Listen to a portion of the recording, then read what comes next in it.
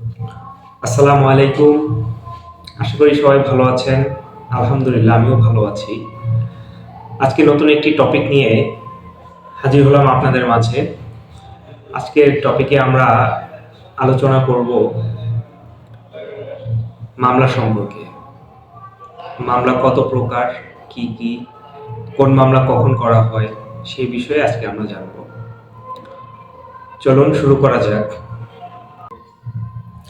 আইনের ভাষায় মামলা মূলত দুই প্রকার: দেওয়ানি মামলা বা সিভিল কেস, ফৌজদারি মামলা বা ক্রিমিনাল কেস। প্রথমে আমাদের জানতে হবে এবং বুঝতে হবে দেওয়ানি মামলাটা কি। কারো অধিকার আদায়ের জন্য অথবা প্রাপ্য কোনো জিনিস বা বিষয় ফিরে পাওয়ার জন্য যে মামলা করা হয় সেটা হচ্ছে দেওয়ানি মামলা। এখন বলবো ফৌজদারি মামলা কি। ফৌজদারি মামলা হচ্ছে কোনো স্থানের বা কোনো এলাকার শান্তি শৃঙ্খলা বিঘ্ন ঘটায় এমন কোনো কার্যকলাপ, যেমন খুন, ডাকাতি, চুরি, ধর্ষণ, ইফটিজিং, মাদক কারবারি, চোরা কারবারি ইত্যাদি কারণে যে মামলা হয় তা হচ্ছে ফৌজদারি মামলা।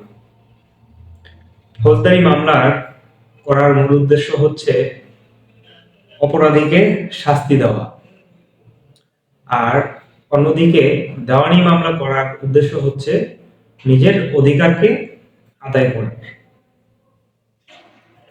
এখন আসুন আমরা জেনে নেই কোন মামলাটি কোথায় করবেন। দেওয়ানি মামলা সাধারণত এখতিয়ারাধীন সিভিল কোর্ট যেখানে আছে সেখানে করতে হয়। অপরদিকে ফৌজদারি মামলা করতে হয় আপনার এখতিয়ারাধীন থানায়। আপনি যে এলাকাতে বসবাস করেন, যে স্থানে বসবাস করেন ওই থানায়, বা যে স্থানে ঘটনাটি ঘটেছে সেই থানায়।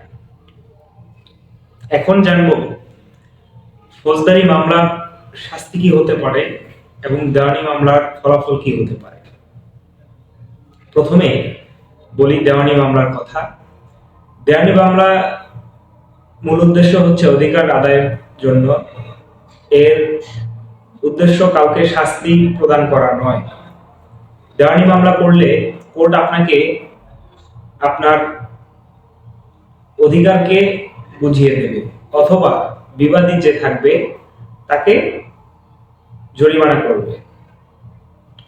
অপরদিকে ফৌজদারি মামলার উদ্দেশ্য হচ্ছে অপরাধীকে শাস্তি দেওয়া, জেল দেওয়া, জরিমানা করা, এবং জেল এবং জরিমানা উভয় দণ্ড হতে পারে। কিছু কিছু বিষয় আছে যেখানে একই বিষয়ের জন্য দুটি মামলা হতে পারে।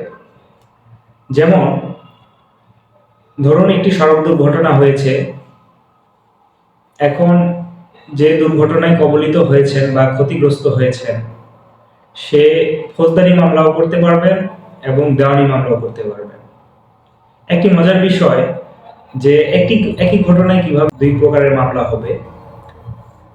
যেমন যে ক্ষতিগ্রস্ত হয়েছেন সে তার ক্ষতিপূরণ চেয়ে দেওয়ানি মামলা করতে পারে। অন্যদিকে যেই গাড়িতে দুর্ঘটনা ঘটেছে বা যে পরিবহনে দুর্ঘটনা ঘটেছে সেই পরিবহনের চালকের শাস্তি চেয়ে ফৌজদারি মামলা হতে পারে।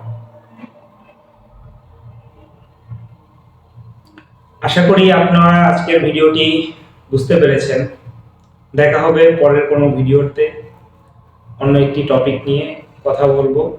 সে পর্যন্ত ভালো থাকুন, সুস্থ থাকুন। সবাইকে আসসালামু আলাইকুম।